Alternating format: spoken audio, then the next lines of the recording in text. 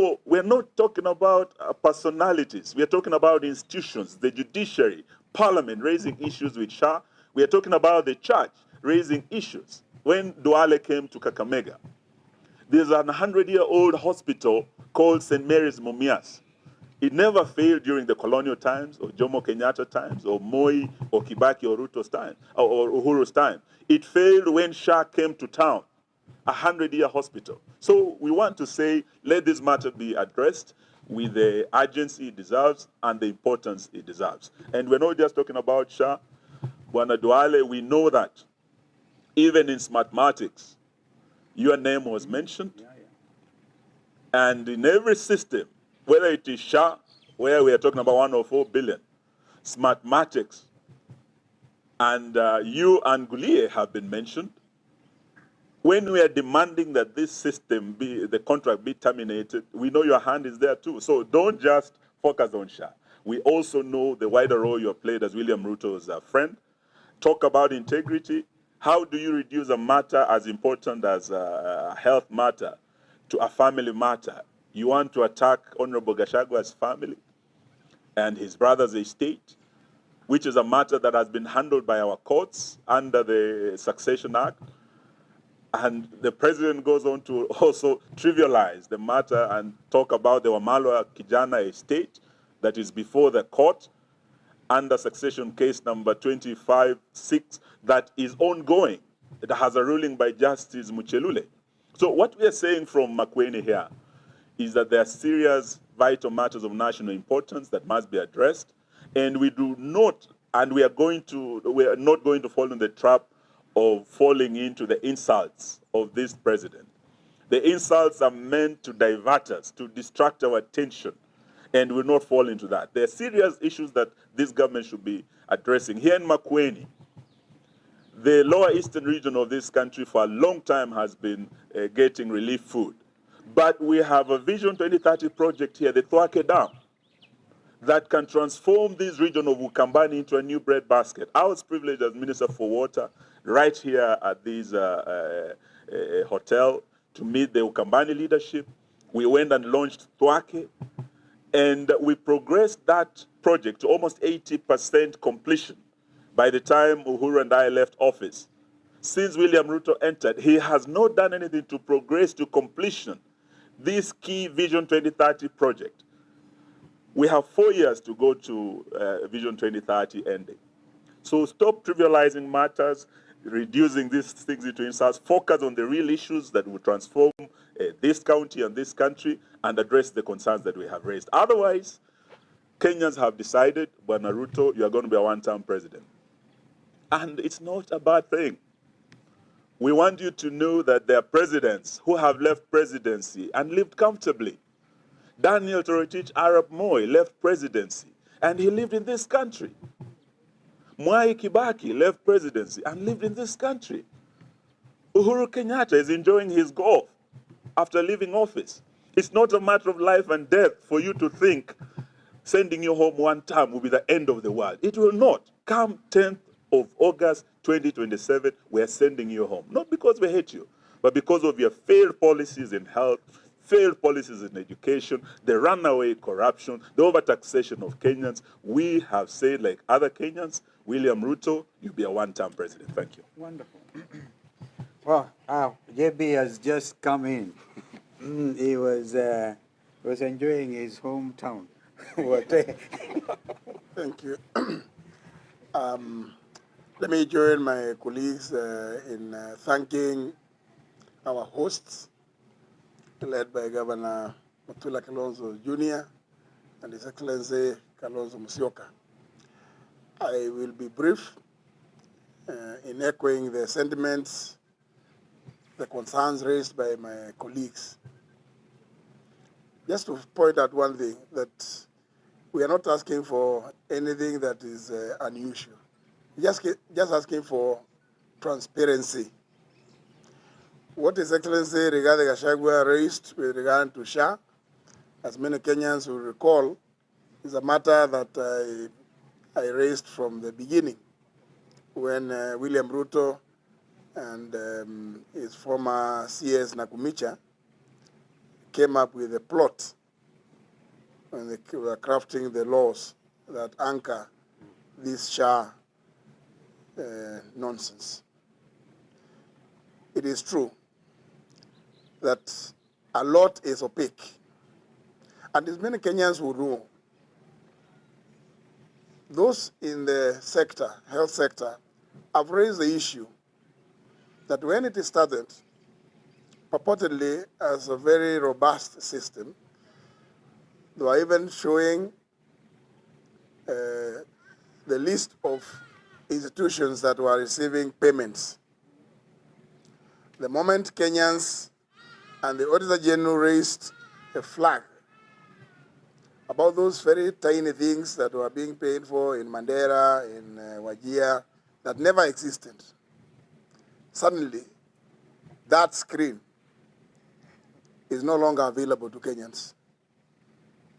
It's no wonder then that attempts are being made to acquire Nairobi Hospital, so that now even if you are told huge sums of money are being paid in Nairobi Hospital, you will not question. That is the thinking and the mindset of one William Kipchirchir Arap Ruto. That is the design. It's no wonder again, even as our young people come up with their own design program of encouraging each other to register as voters by the clarion call of Nico Kandi. William Ruto mistakenly, again, mistakenly assumed it was just like another song of two term. So he also said he's Nico Kandi.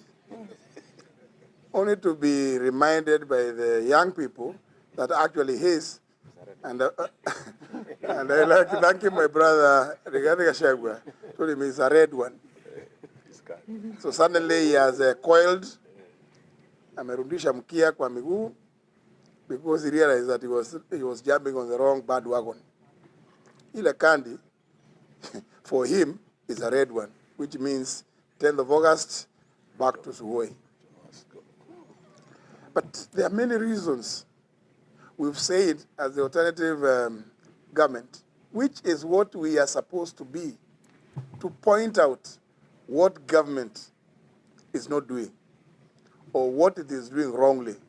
We pointed out that William Ruto, in your desperate effort to cling to office, you have denigrated the sanctity of national identification documents, such as the national identity card and the passport, by issuing the Kenyan passport or authorizing the issuance of Kenyan passport to criminals in Sudan, the RSF. We also know, as a result of your indulgence with the RSF, Kenyan tea farmers are now suffering. They cannot export their tea to the Sudan because the Sudan government cannot understand how we can entertain a criminal gang here in Kenya, give them even Kenyan travel documents, nationality documents, and then wish that we can continue doing business with them. We just got reports not too long ago about the amount of tea, Kenyan tea, that is lying at Mombasa. Now that there's a crisis in the Middle East, William Ruto, of course, would want to hide behind that crisis. But we are telling him, you began causing this crisis much earlier by your engagement through your greed, insatiable greed, with the RSF of Sudan. And indeed, we are going to point out these things because it is our duty. William Ruto would also want from Gwen here to demand you show the payments that Shah is making on a daily basis through your minister, Eden Duale. The issues raised by the Honorable Rigathi Gachagua is a very monumental issue because Kenyans are paying through their noses to SHA. And the funds they are paying are being siphoned to those shady companies. We also want to demand here from here William Ruto, and we want to put to give notice to the Chinese government. William Ruto, tell us, what is the magic? What is the magic that a company called CRBC plays in Kenya? That it is the one and the only Chinese company that gets all the contracts.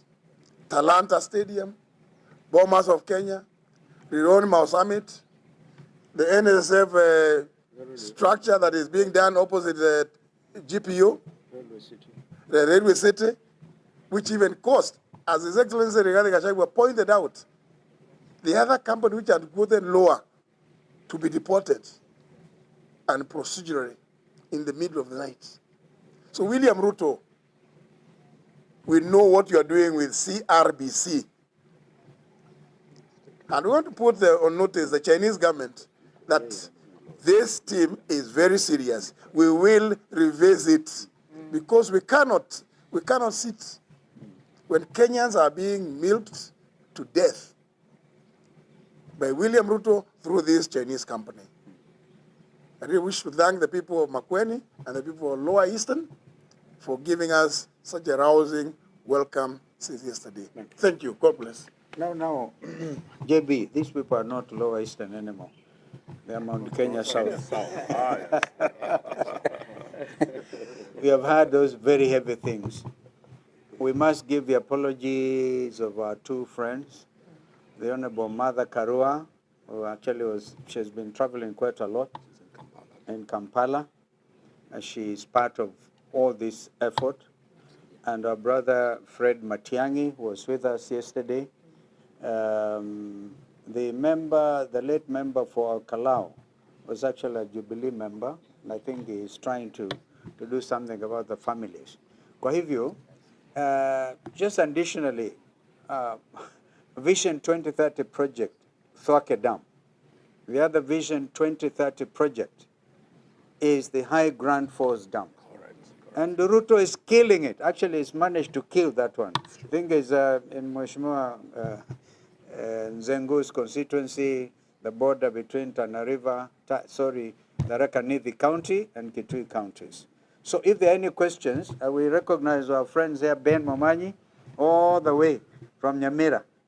And of course, Jichopevu was with us yesterday. Malala. Hey, well done. Kijana mwingine wa Ingo. Thank you so much. If there's any question, we'll take it. Kama hakuna, tawashukuru. I think that was a very detailed briefing. I think it's very exhaustive. Yeah, very exhaustive. And in fact, the only thing, listening to Rigiji, Eugene, and JB, the only thing Kenyans may have now to think of is, do we wait until next year, or do we go to the streets now? Hey, imefika hapo. Thank you. Thank you very much. Thank you. Okay. Yes. There's one.